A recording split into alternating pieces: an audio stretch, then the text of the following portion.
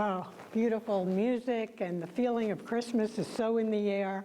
And it's really my favorite time of year. So I want to share with you how I understand Christmas and why it makes such a difference in my life and in our life, in the life of the planet. Because I know Christmas to be an evolutionary story. It isn't about one religion, one person. It's a story that is so deep and so rich that we've been telling it for 2,000 years and will continue to tell it. So I want to start with what Ernest Holmes has to say. Ernest Holmes says, "We must expect new revelations of old truths. We should never lose sight of the fact that the soul is on the pathway of an endless and ever-expanding experience, and only by experience can it expand." So this morning I'd like to share the Christmas story in an expanded way. I'd like to talk about it as an evolutionary message. I'd like to take parts of the story and own them. It's our story. We're the story of Christmas, all the parts of it. And I'd like to expand our hearts to receive the message and to be the very light of the world, what Christmas is all about. So just talking about Christmas as a soul story, an evolutionary story. And Jesus is the center of that story. Our planet is 4 billion years old. That's a huge evolution. This story is only 2,000 years old, and it's told and retold and retold because it has something for us. We're evolutionary beings, and we're on the planet to bring forth the understanding that God is present in us, through us, and as us. Now, as we've been evolving, we used to tell the story of the divine, that infinite presence being away from us, apart from us. But in the evolution of our beingness, we've come to understand, oh, that which we thought was outside of us is outside of us, but inside of us, and in and through all of life. It is life itself. This was an evolutionary leap. This is what we moved into understanding. When we understand something, sometimes new information is very difficult to take in. Our mind can't expand that quickly and that fast. So we tell the story around one person. We tell the story so that we can hear it over and over again, just like little kids. Didn't you say, "Tell me that story again, Mom? I want to hear that story," because it keeps getting deeper and it has more meaning for us. So when we tell the story of Christmas, we tell the story of Jesus, a person who held a consciousness of Christ, an evolutionary being, an understanding. Christ is the consciousness that God dwells within us. Emmanuel, God is here. So we tell the story over to embrace the idea. We as religious scientists have embraced that idea and are in the evolutionary leap that is moving us and our planet into a newer way of understanding, a newer way of being. And when Reverend Sandy said, "I love the message of religious science," I believe Christmas is the seed of the story of a world that works for everyone. It's an everyone story. So just retelling and telling the story, we understand how it is. The story goes from Jesus to us, and we bring parts of the story to ourselves. We really understand we are the story. So I like to start with how the story starts. An angel of the Lord appears unto Mary. Now the angel, if we understand the story in metaphysics, is your highest thought. When a high thought appears to you, the first thing the angel always says, no matter what story, is, "Be not afraid." Have you ever had a thought that is so much bigger than yourself that you didn't even want to know about it because it might make you do something you haven't done before or stretch in a way you haven't stretched before? Be not afraid. Be not afraid. That's the story. It starts off with that message. Be not afraid to be that very light and love of God expressing in your fullness. Be not afraid.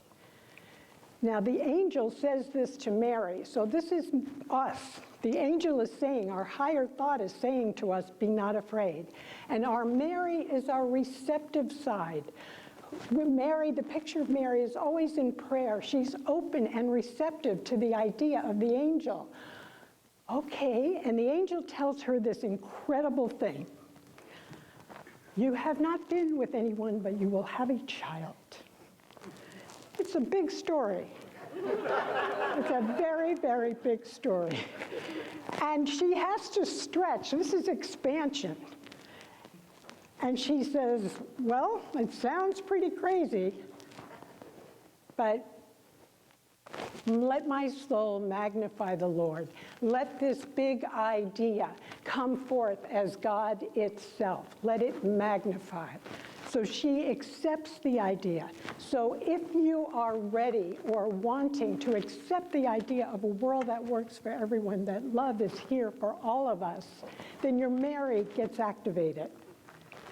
Your Joseph might have a little more difficulty.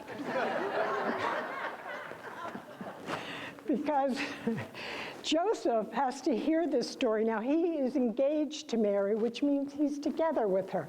The part of ourself that is Joseph, that is taking in the new information, is like, not so sure about this. So Joseph is pondering, and in the Bible it tells a story how Joseph then says, well, I can't do this. And I don't want to offend Mary, but this is not going to work for me. And so you see the struggle that a Joseph can have inside of you. But an angel, a higher thought comes to Joseph, and the angel says, no, something amazing has happened, something so wonderful you can't comprehend it.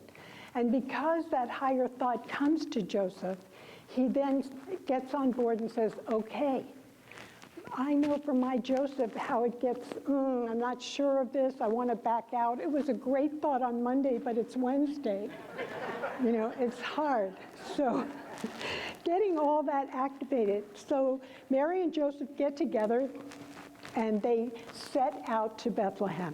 When you can, and this is the work of all of us, bring your Mary, your receptivity, together with your skepticism and move forward.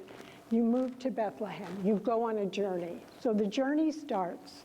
And what happens, the story is they get to Bethlehem. They're looking for a place so Mary can have the baby, but there's no room in the inn.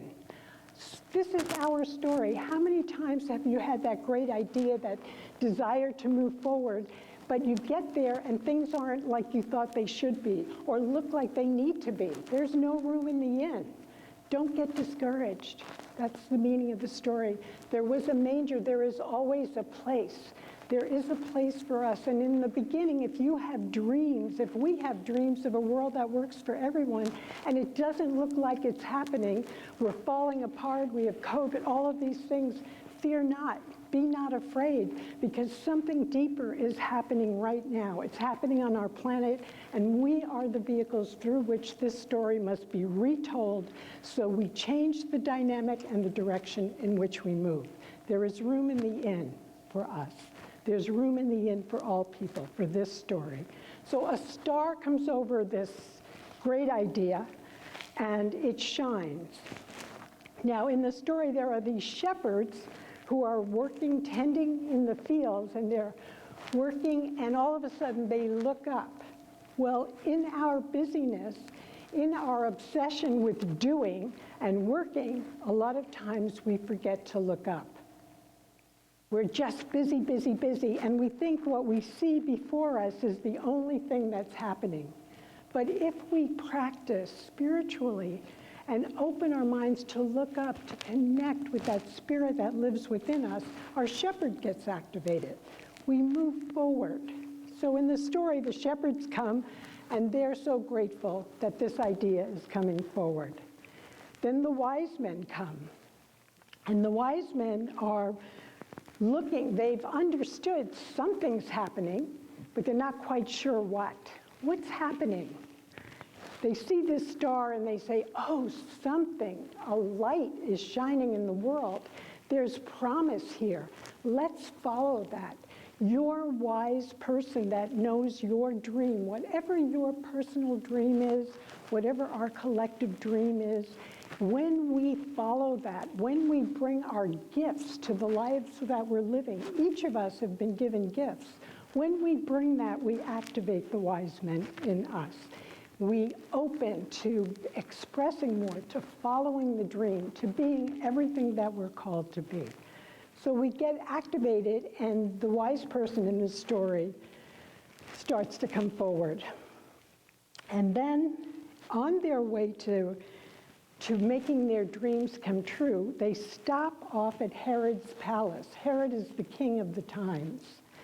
And that king tells the wise men, oh, tell me where that king is. I want to worship him. But in his heart, he's really afraid that someone will usurp his power. Now, I feel like in the last 2 years, we might have met Herod. And there's a place when we want our light to shine that things happen. There's a place where we just cannot manage to let go of our own story, our awfulizing, our how bad it is, how the world's falling apart, and move into Bethlehem, move to follow the star, move to let our light shine, move to be everything that we can be. This is the Christmas story. It's my passion. When I was a kid, my mom used to let us put a little piece of straw in the manger if we were good. So Jesus had a nice little bed, but now it would be like Tempur-Pedic. I couldn't keep up with it. But I am up with the story, and the story is such a beautiful story. It doesn't belong to any religion. It's really our story. We've been telling it for 2,000 years, and I hope we tell it for the next 2,000 with the idea when the Christ was born, the people of earth elevated their consciousness. They became aware of who they truly were, exercised their spiritual strength and power, brought forth all their talents, and they let the light shine, and earth evolved to be what the angels said, peace on earth and goodwill to all people. I love the story. Thank you for letting me share it with you. And I just invite you this Christmas, when you hear the Christmas carols, when you're out and about, to open your heart and know it's your story. This is a story about love. It's a story about wisdom. It's a story about letting our light shine. So I just want to end with really the song that when I sing it becomes so metaphysical, O Holy Night. And it's, long lay the world in error and in pining, till he appeared, and the soul felt its worth.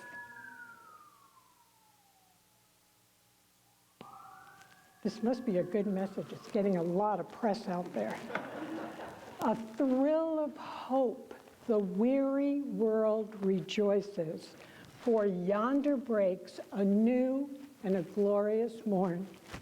Fall on your knees and hear the angel voices. Merry Christmas.